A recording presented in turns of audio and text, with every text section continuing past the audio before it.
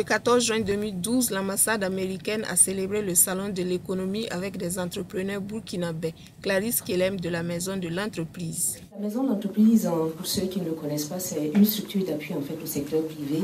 C'est depuis 2004 qu'elle existe. Donc la mission principale, c'est la promotion du secteur privé.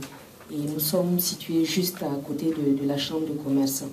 Donc comme service que nous offrons au niveau de la Maison de l'entreprise, vous avez une direction qui s'occupe de facilitation des affaires. Donc, à travers cette direction, vous avez la possibilité d'accomplir les formalités administratives de création des entreprises. Donc, pour ceux qui désirent créer des entreprises au Burkina Faso, vous serez obligés à la Maison de l'entreprise. Le site web TED.com, à partir duquel les vidéos ont été tirées, a été introduit aux participants qui ont pu visionner plusieurs vidéos. Madame Meng Rix, directrice de la diplomatie publique de l'ambassade des États-Unis, a ensuite expliqué aux journalistes l'objectif du Salon de l'économie mondiale, qui est une initiative de la secrétaire d'État Hillary Clinton. En anglais, Economic Statecraft Day. Donc, les échanges concernant les économies et les possibilités pour innovation entre l'économie américaine et l'économie africaine, mais ici, burkinabé. Donc aujourd'hui, le secrétaire d'État, Hillary Clinton, elle a une grande conférence avec AGOA à Washington. Elle a une vidéo d'un programme called TED Talks, TED.com. C'est les vidéos avec les gens partout le monde qui sont experts dans les différents domaines. Nous avons choisi 10 vidéos sur le sujet de l'innovation, de l'entreprise. L'ambassadeur Thomas Doherty, qui a participé au programme, a ensuite prononcé un discours. Nous savons tous que des institutions économiques fortes renforcent des institutions politiques fortes et vice-versa.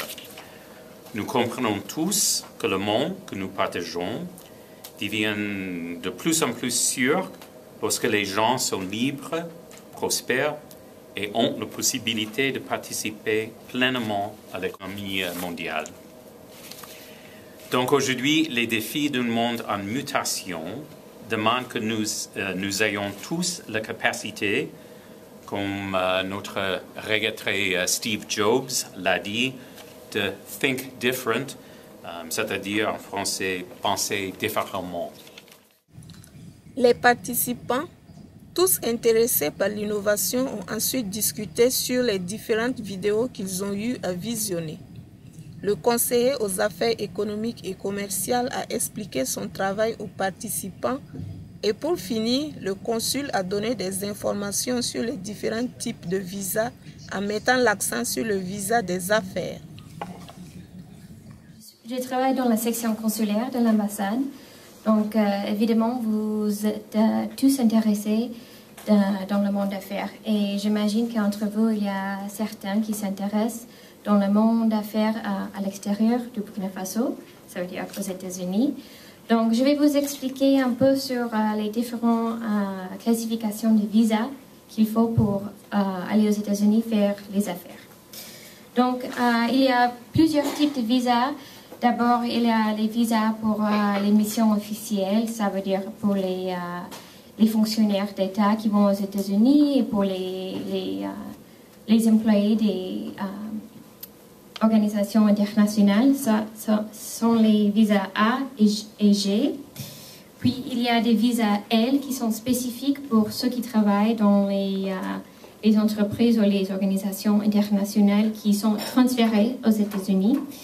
Et il y a les visas I qui sont pour les journalistes qui vont aux États-Unis pour faire des reportages. Et puis, je vais vous parler des 3 types de visas que je crois qui va vous intéresser un peu plus. D'abord, il y a les visas J qui sont pour les échanges professionnels dans des domaines très spécifiques, très spécialisés.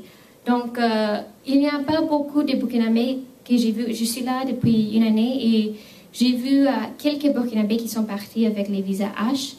Et ils sont dans les domaines, par exemple, de la technologie ou informatique, des choses comme ça. Ils sont les visas H, le visa plus courant qu'il existe. C'est pour le tourisme, mais c'est aussi pour les affaires généraux.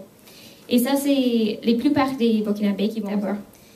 Il faut montrer que vous avez les moyens pour vous soutenir aux États-Unis et aussi des liens au Burkina Faso, des liens financiers qui vont vous ramener au Burkina Faso. Parce que ce n'est pas un visa d'immigré, c'est un visa non immigrant.